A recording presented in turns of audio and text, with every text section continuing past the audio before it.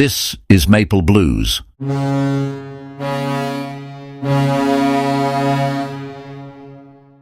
Welcome to the Maple Blues Podcast, the podcast where we talk about the NHL, the St. Louis Blues, the Toronto Maple Leafs, and other things hockey. I'm Penguin Note. And I'm Charlie ND. We're excited to begin this. This was an idea that I've had for about a while, and I talked to Charlie about it only a few days ago, and he liked the idea, and we just ran with it. So, yeah, this is our podcast. Yeah, it's very crazy just how fast all of this came to fruition. And, I think this has been a long time coming. You and I share a lot of the same audience, and I noticed that whenever I look in your comment section, I see a lot of the same people who watch my videos. So, this just seems like the right thing to do. Yeah, certainly. I definitely remember the first time we collaborated, it was my video where I had things that were thrown onto the ice at hockey games, because I asked you if you wanted to do the Maple Leaf section about the guy who threw waffles that one time. Actually, I think the first time I appeared on your channel was when you did the video about how each NHL team got their names. Oh yeah, you're right, it was. It was the name reveal for the Maple Leafs. And you also appeared in that segment on Littering on Ice. But yeah, you have made a few appearances on the Penguin Note channel. Yeah, it's always a pleasure to collaborate with other creators. And you had a topic in mind for today's episode, so why don't you begin? Well, since we're pretty new to the whole hockey podcast scene, we want to throw our hat in the ring. I think the most appropriate thing to do for our first episode is sort of get the audience familiar with who we are, where we're from, our relationship with the game, all that, And, if you want to go first, you want to tell the audience a bit about yourself, maybe some personal details that people don't know yet? Certainly. So, I'm Penguin Note. My real name is Aidan, but I'm Penguin Note. I run a YouTube channel called Penguin Note where I talk about sports. I've been doing YouTube since late June of 2023, and it's been kind of short, but really eventful. It's kind of the career I want to go into. I am a high schooler. I'm a senior in high school, and I'll be graduating in May of this year and going to college to study video and film. I mainly want to be a content creator, but in terms of hockey, I've been a hockey fan my entire life, a diehard Blues fan, and I still remember the exact day I became a Blues fan. It was December 9th of 2013. I was in first grade. I think it was my uncle that told me the Blues had a game. They were playing the Blue Jackets. I remember they fell down 3-1 in the first period, but they rallied to tie the game, and they won in overtime. And I don't know if, guys have that moment where something happens and one thing becomes their personality for the rest of their life. Well, that's been me with sports, and mainly the St. Louis Blues. And ever since then, I've been a diehard Blues fan. It's like I've changed since that one night, and I can't believe what I would be if that night never happened, or if I never watched the game. How different I would be. So that's mainly how I got introduced to hockey. I like other sports as well, but hockey is my game. I've always been a fan of the St. Louis Blues. All right, I guess it's my turn then. For those of you who don't know me, my name is Charlie ND. I was born in Toronto, Ontario on March 22nd, 2003, making me almost 22 years old, so I'm basically grandpa status. When I was very little, my family and I moved to Vancouver Island in British Columbia, where I've lived ever since. And living in Canada, hockey is something you're bound to be exposed to. There's really no avoiding it. Everyone here is either a diehard hockey fan or has someone in their family who's a diehard hockey fan.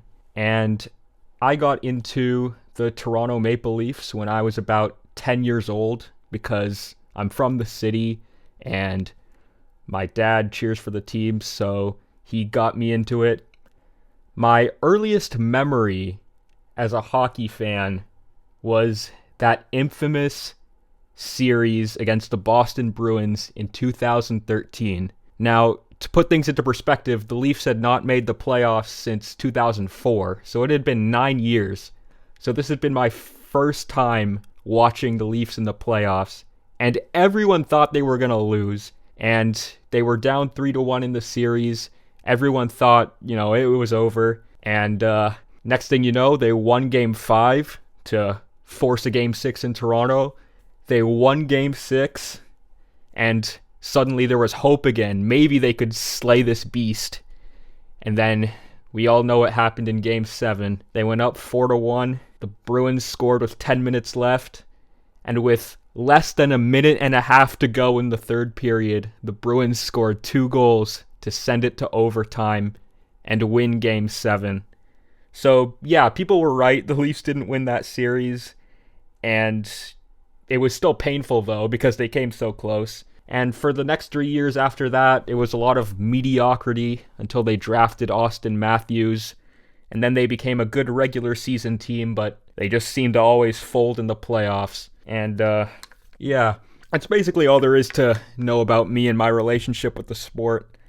As for YouTube, I basically started out doing, like, aviation-related videos, since planes and aviation are a passion of mine, but over time, I guess I just sort of built a knack for this whole sports commentary thing, and I'm grateful I have, because it's allowed me to build an audience, and I've met great people in the community, such as Aidan.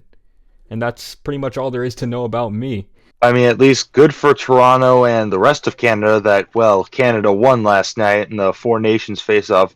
To be fair, I was rooting for Canada, but mainly because I wanted Bennington and Parayko to win. I mainly wanted the Bennington haters to shut up, so I'm glad about that. I'm glad for Bennington and Parayko, and good for Canada at least, so it makes them a bit better if another American team wins the Stanley Cup this year. Oh yeah, for sure. And if you want, by the end of this episode, we could actually go into detail about the Four Nations and what we thought about that if you want. Certainly, we can talk about that too as well. Mainly with me, since you talked about early hockey memories, I guess for me, I do have a really sharp memory. That's another thing I should mention. And I'm also from St. Louis. I've lived in St. Louis my entire life.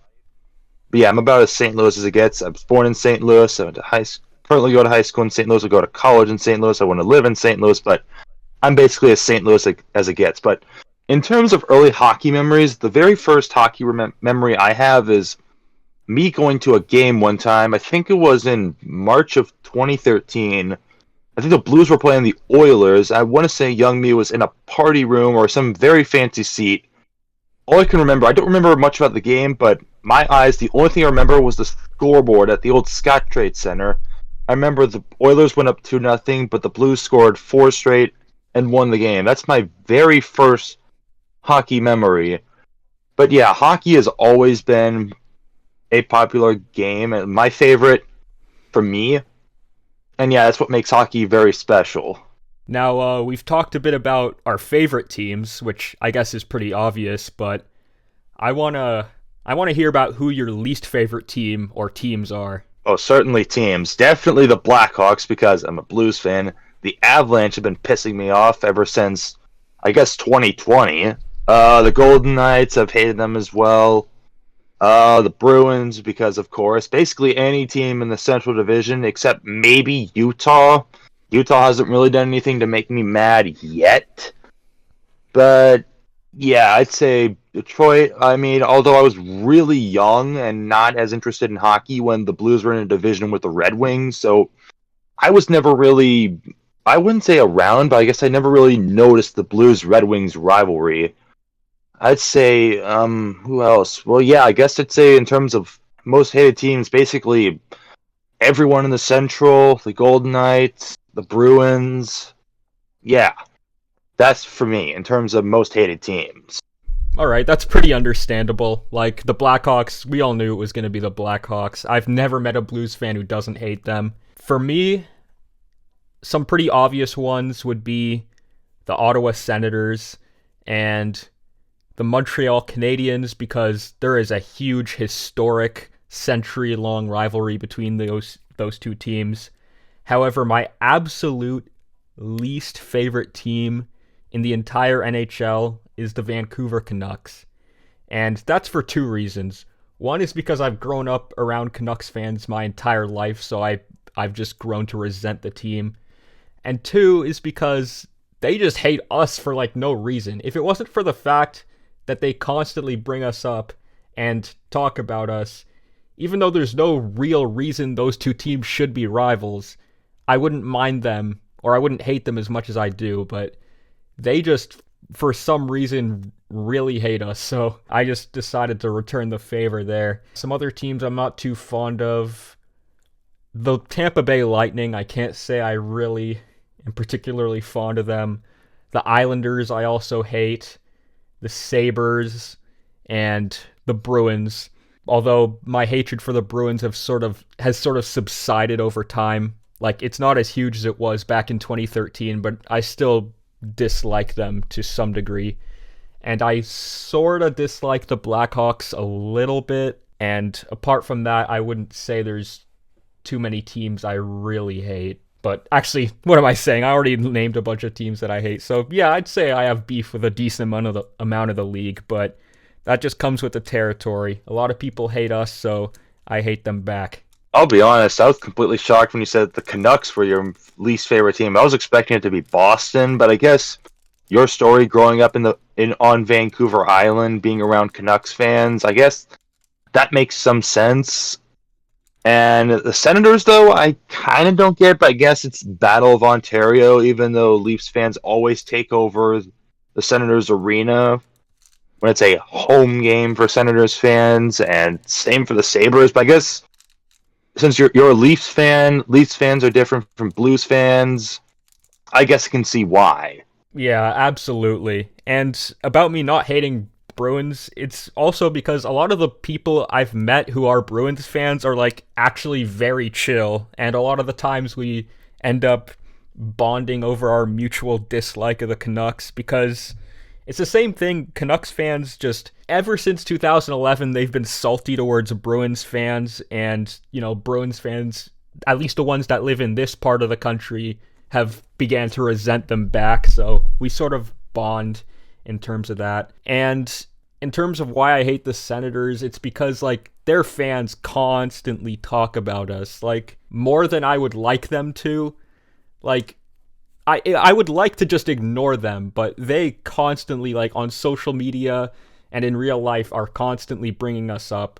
And I guess that comes with the territory of cheering for a big market team, all the small market teams want to talk, and it is what it is, But I can say confidently, I hate the Senators more than the Canadiens, because even though I find their fans annoying, at least Montreal fans can back up their trash talking, right? They have 24 Stanley Cups. That's a lot.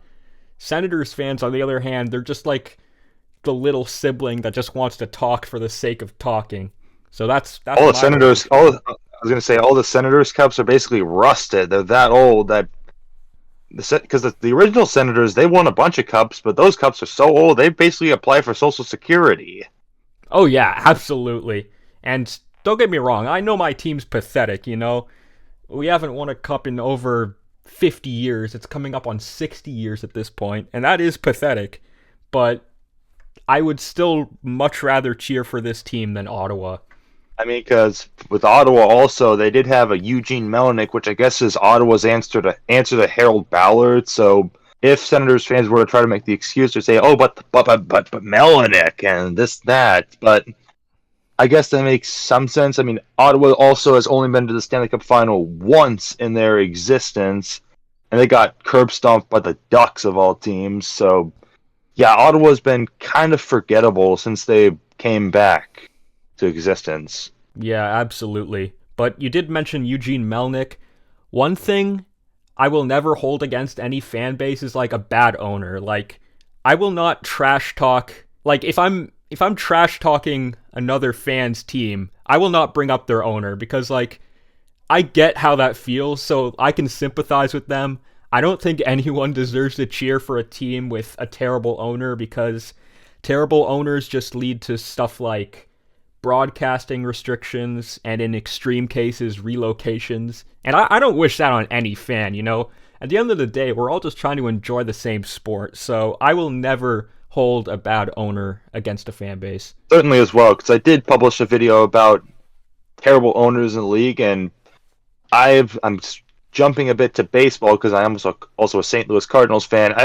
We as Cardinals fans are getting really mad at their owners, the DeWitts, for being cheap, but I feel kind of, I guess, I may be entitled because we aren't the Pittsburgh Pirates who have an even cheaper owner, but that's just the St. Louis fan of me. But yeah, I certainly agree with you not holding a bad owner onto certain teams, because if you look at like Buffalo, who have the Pagulas always meddling the whole time, or who else is really a bad owner in the NHL now besides the Pagulas and maybe Francesco Aquilini? And maybe James Dolan, although he doesn't really care about the Rangers as much. I can't think of any off the top of my head that are downright atrocious. Like, actually, I would say right now, NHL teams like across the league are in a pretty good state. And I'm going a bit on a tangent here, but I wouldn't say there's any teams that have a downright atrocious owner, and I also wouldn't say that for the first time in decades, there are 0 teams in the NHL that are actually at risk of relocating. Yeah, certainly, because I guess Maruello was certainly a bad owner. I guess if we had this last year, we would be definitely naming off Maruello because of what's been going on. But I still remember looking at old hockey from back in the day, of the days of Harold Ballard, Bill Wirtz, those kinds of owners, or bad teams like the California Seals, the Kansas City Scouts. They had pretty bad and underfunded owners, and those teams were going broke. Those teams could have basically contracted. But yeah, you're definitely right of how we're in a more stable age of the NHL, and it's definitely shown with the revenue growth and the potential that there may or may not be expansion, but expansion's a future episode. But yeah, you're right. The NHL is at a stable position. It just came off the Four Nations face-off, which was probably the best idea they've ever had since, I guess, in a while. Oh yeah, absolutely. And I think that's a good segue towards talking about the Four Nations. I gotta air out everything I'm feeling about this tournament real quick. I gotta say, this has been the best idea the NHL has had since maybe those NHL outdoor games during the pandemic. And a lot of people were skeptical going into this tournament, saying, oh, it's going to be not that important, or the players aren't going to try that hard. But all the people who said that got proven wrong. And this tournament was just a testament to how much the fans and the players were just itching for best on best international hockey. And they put it all out on the ice. The guys were playing for every other guy on the team. We had great atmospheres. We had absolutely phenomenal jerseys. And of course, there were also the political overtones that were there. And whether you like that or not, you cannot deny that was a huge part of this tournament. And a lot of people going into this were saying, well, realistically, it's only the 2 nations face off. And yeah, we did end up getting a Canada versus USA final, but Finland and Sweden, they did put up one hell of a fight, and we absolutely cannot overlook them at all. And I think this was a job well done by the NHL, and it just goes to show how much people genuinely care about international hockey.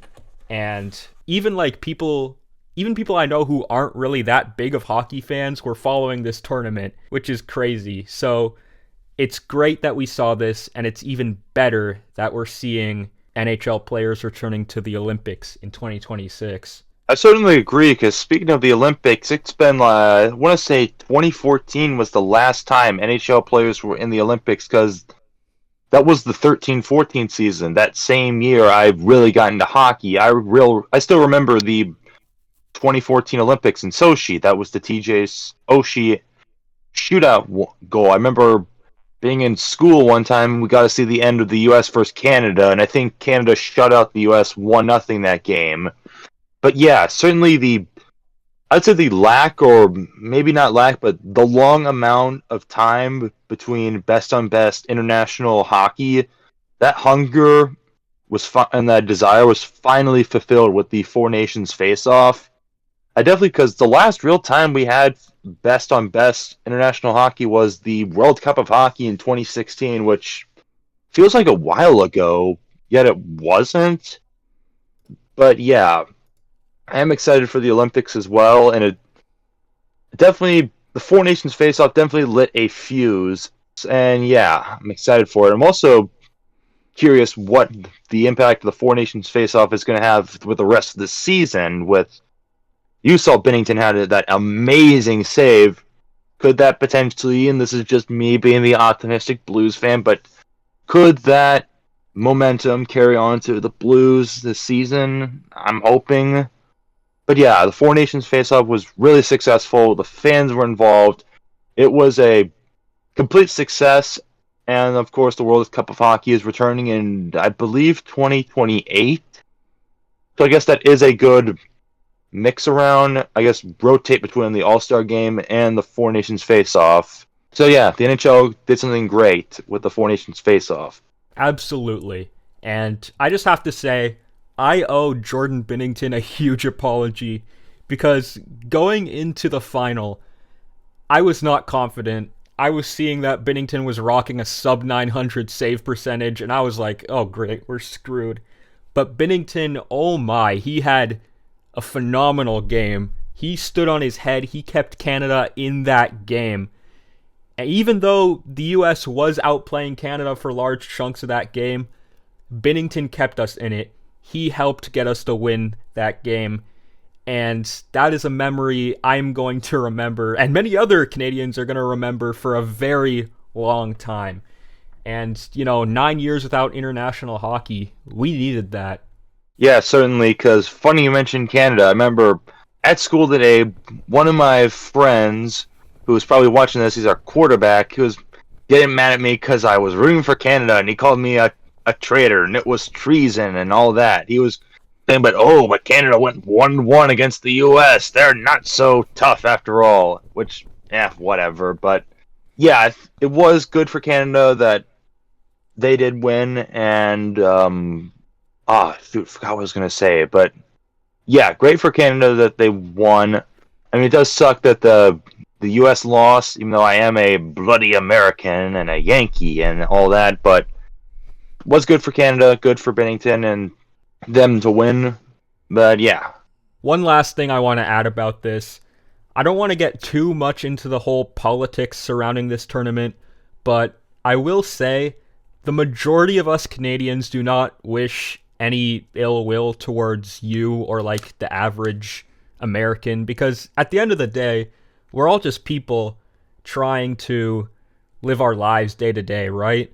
But I hope you guys understand that with everything going on right now, that whole anthem booing was definitely something that was bound to happen. And I personally would never boo another country's national anthem, but I'm sure that you can understand why so many people did that.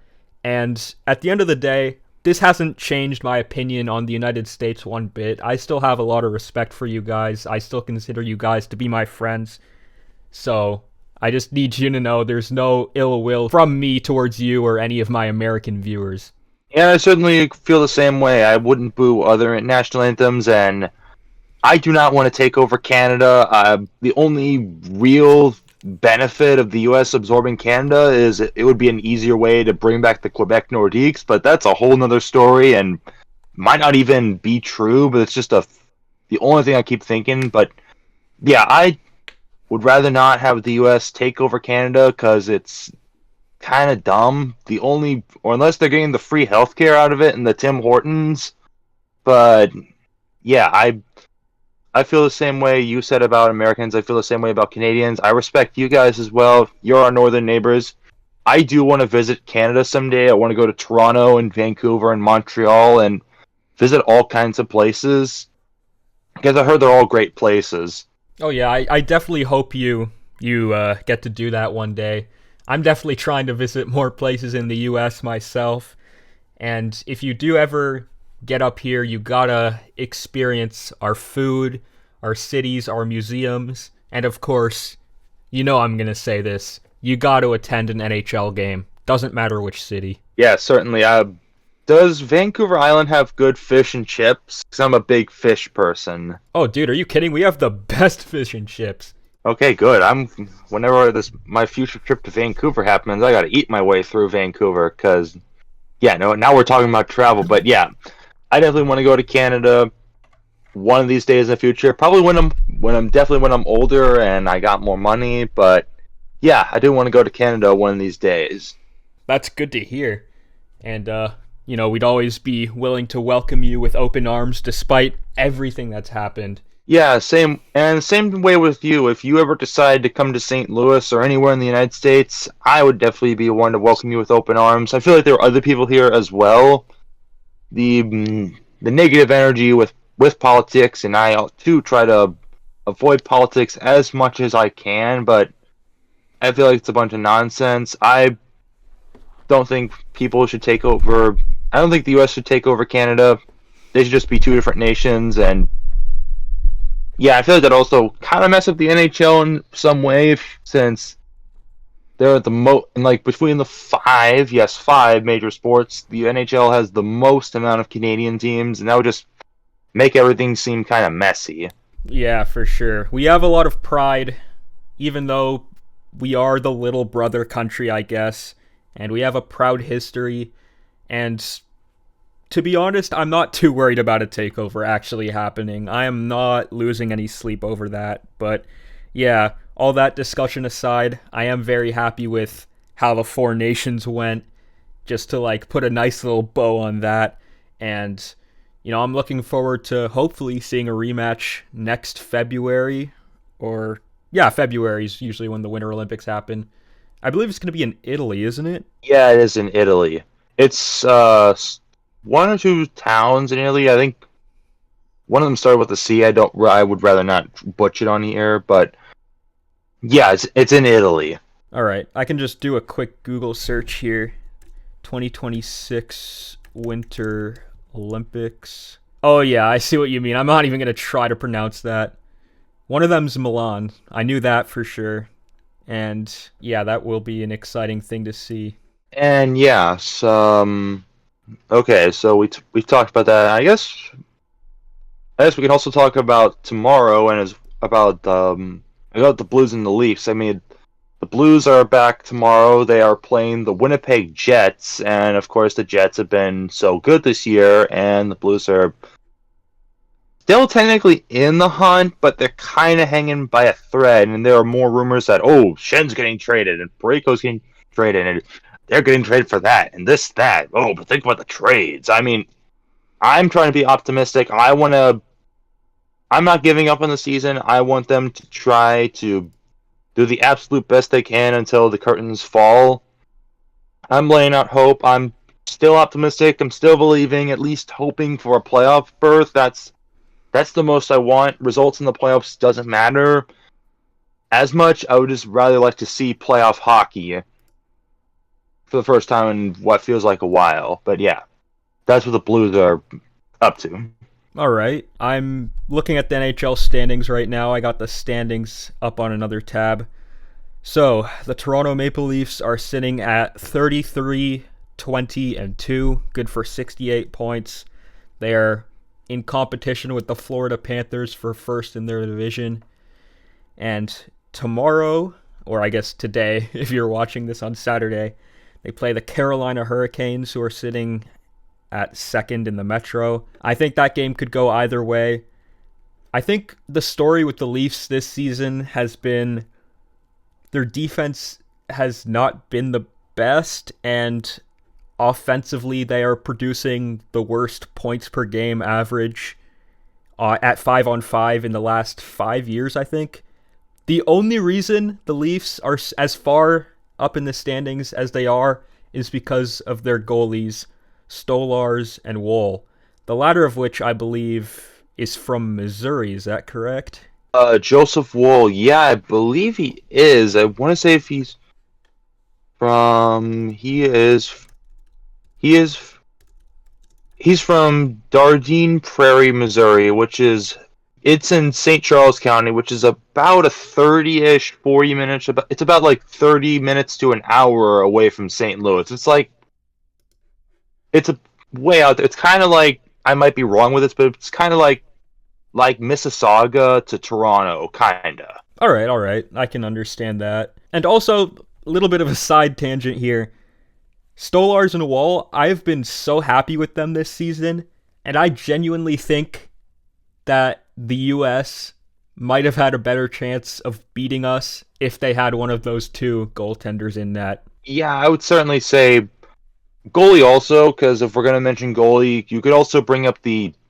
I know what I was going to mention, the U.S. versus Canada, the first game. The Canadians only scored one goal in that game, and people were all blaming Bennington when no one else on the score sheet besides McDavid showed up. So, one thing I wanted to mention, but yeah, goalies are important in hockey.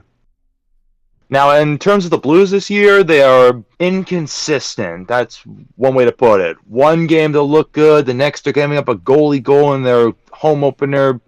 The next they win a game they should have lost. The next they're losing 8-1 for some reason. They like to do that this season.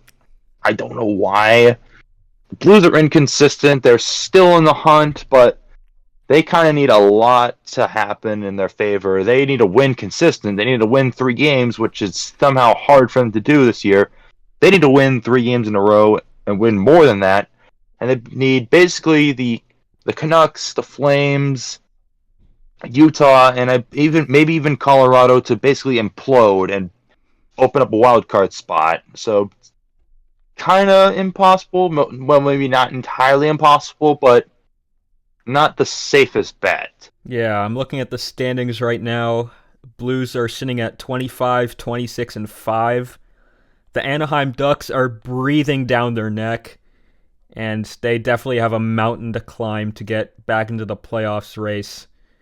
And, I wouldn't entirely mind seeing the Blues in the playoffs. They have given us some very memorable moments in the playoffs in years past.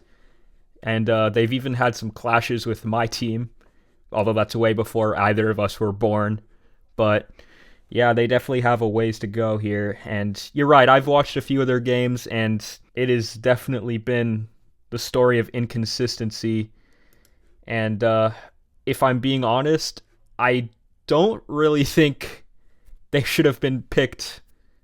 Them or Chicago should have been picked to play in the Winter Classic earlier this year. I think that was definitely a bit of an odd choice by the NHL. Yeah, certainly. Now, with the Winter Classic, it's funny you mentioned that. I still remember last year when that was announced being like, Chicago again, but I remember seeing the Blues with the opponent, and it's like, wait, what? That came out of nowhere. I did not expect the Blues to be in another Winter Classic. I keep saying, after 2017 in St. Louis and then 2022 in Minnesota, I kept saying the next outdoor game the Blues would play would be if Kansas City got a team, and the Blues played the Kansas City team at Arrowhead. But another game at Wrigley Field, that came out of nowhere, and that was a disaster. I think big disaster on the NHL. I mean, first off, you didn't even play the game on January 1st, so there's your first problem. You had one team that sucks, and another team that can't decide what it wants to be. And, yeah, it was also, I guess you could kind of blame college football, but you're always going to have to deal with college football in late December, early January, so your hands are kind of tied there. So, what can you do? I think the thought process from the NHL standpoint was that they were trying to market Bedard. They want to market their stars, which is a good idea. I get what they're going for, but Bedard plays on a team with a bunch of nobodies, and it's no wonder that this was actually, I believe, the least watched Winter Classic ever. And I'm not trying to say this is a bad rivalry, but this game would be more viewed if it was the mid 2010s, because come on, they're both sitting so far out of the playoff spot. I mean, the Blues less so, but this was just bound to be a ratings disaster, and this completely blew up in the NHL's face. And with me saying that, for the last topic I want to bring up in this first episode, since I think we can get through it fairly quickly, is what Winter Classics would you personally like to see? Ooh, with Winter Classics, well, Utah is new, so I would love to see Utah have an outdoor game. They could possibly play one at the University of Utah. I'm curious what the University of Utah stadium, what their stadium capacity is. I want to say it's about 51,000, so they could maybe do a stadium series. I would like to see one in Utah. They could play Colorado and have the battle of the mountain teams. That's one I'd like to see. I would also like to see Toronto and Montreal in a Heritage Classic. That has not happened somehow. The Heritage Classic has been around for 20 years, and they have never done Toronto-Montreal. They could honestly do that at the Rogers Centre. They should do that. Have the Maple Leafs play the Canadiens at the Rogers Centre. I think that would do really well, and it would be really great to have the two original 6 Canadian teams playing at the Rogers Centre. They could have the roof open. It would work. What else? I mean, I do like it if every team gets an outdoor game, so I would think at some point they would try to get Vegas another outdoor game, even though they were at the Winter Classic and they were at the Lake Tahoe game, which you did mention around the beginning of this episode. So I guess Vegas would get some outdoor game, whether it be at the Raiders Stadium, even though it technically doesn't have an open roof. But I've also wanted to see another outdoor game in California, but there's many options for outdoor games, so the opportunities are there. It's just up to the NHL to make that decision. I'd also maybe say some neutral sites, because maybe having one in Halifax, if there's a suitable stadium, and maybe in other places that don't have a team nearby, that don't get as much attention, the NHL could play games there, because neutral site games have done decently well in the past, because I remember a long time ago, the Kings and Rangers played a game outdoors in Las Vegas in a parking lot. The Jets and Flames played an outdoor game in Regina, I believe. And technically the NHL played at Notre Dame for a Winter Classic in 2018 or 2019 it was. Yeah, that's my thoughts on outdoor games. I totally agree with what you said. Like, if I'm talking strictly Winter Classic, I would say Colorado at Utah would be like so amazing. Like, the setting would be great. And another dark horse pick, well, actually not dark horse, I think a lot of people would agree with this, Vancouver at Seattle. I think that would be great for an outdoor game. Put them in Lumen Field. That would be just spectacular to see. And I also think your idea for the Heritage Classic, Leafs versus Habs, it is shocking to me that hasn't happened yet. That would be like, there's literally no way the ratings for that wouldn't be amazing. However, the only thing I disagree with you on is in terms of the venue. I think BMO Field would work better or be better suited for outdoor hockey for 2 reasons. One, the sightlines. Rogers Center's recently undergone many renovations to make it better for baseball, which is great, but that makes it worse for hockey. And BMO Field, you got like the 2 parallel sections of seats that face towards the pitch. And on top of that, it's also being expanded for the FIFA World Cup. And once it gets expanded, it will be the largest stadium in Toronto. So I think that would be a better place to host an outdoor game. But I'm totally with you with the Leafs versus Canadiens idea. That would be absolutely spectacular. I guess what you said about BMO Field, I guess it makes some sense if they're renovating it and adding extra seats. I guess maybe that's what could draw the NHL's attention and say, ooh, hey, maybe we could play an outdoor game there. Because if I'm correct, don't both Toronto FC and the Argonauts play at BMO Field or BMO Field? Yeah, that's correct. Yeah, so I guess what you said, although didn't BMO Field host that one outdoor game in 2017 when the Leafs played the Red Wings? Wasn't it the Centennial Classic? Yeah, that's right. It was the Centennial Classic, and I think that was, in my opinion, that was better than if it would have been at Rogers Centre, just for the sightlines alone. The only problem with BMO Field is that since it's close to the lake, you have like a bunch of wind that blows in like from the direction of the lake, and that can be really uncomfortable from a spectator standpoint, but like if it's the dead of winter, everyone's going to be bundled up anyway, so I'm sure us Canadians can tough that out for a couple hours. I mean, funny you mentioned lake and water, because another idea that popped in my head when I mentioned California, I guess the Los Angeles Coliseum, that have the Kings and the Ducks, or the Kings and the Sharks, or have all the California teams play separate games at the Los Angeles Memorial Coliseum, or even the Rose Bowl, or maybe even the Giants Stadium in San Francisco. All of those, or even Angel Stadium, all of those could host potential outdoor games, even though both the Sharks and the Ducks are terrible if you want to avoid that trap. But the Kings have been pretty good recently, so maybe they could be on the docket for an outdoor game soon. But who they would play, that's up to the NHL. And of course, like you said, the Canucks and the Kraken at Lumen Field in Seattle. I feel like that's the plan for a future stadium series at some point. Yeah, I totally agree with what you said about the California teams. Like, I think everyone is waiting for that rivalry to become what it was in the 2010s again. But I think once the Sharks and the Ducks are further along in their rebuild, that's going to be like such a no-brainer. Like, everyone's going to want to see that. And Canucks versus Kraken again. I wouldn't say it's really a fierce rivalry in hockey yet. They haven't met in the playoffs. The Kraken are a new team. There isn't really that much hatred and animosity between those two fan bases yet.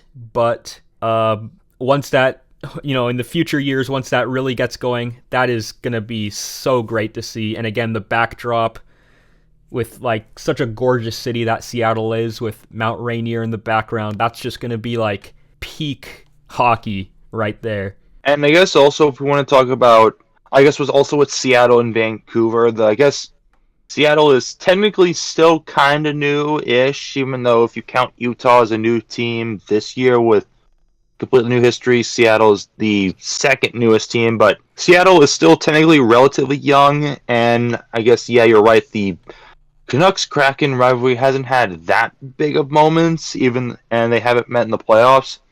If we also talk about Utah, Colorado, I feel like it's a great idea, but it might be off the board for a few years only because Utah still does not have an official name.